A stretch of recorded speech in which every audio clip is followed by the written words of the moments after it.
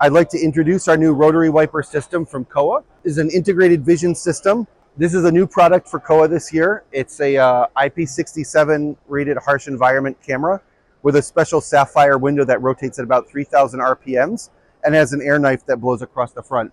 Basically, you can see here, the camera is completely enclosed and we're able to image in wet environments. So we have in our demo here just a regular waterproof enclosure, and then in the back we have our rotary wiper system.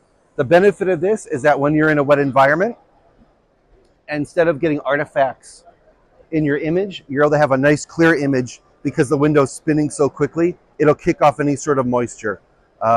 So applications for this will be maybe CNC machining, washdown booths, anything where there's lots of mist or oil or liquid in the air.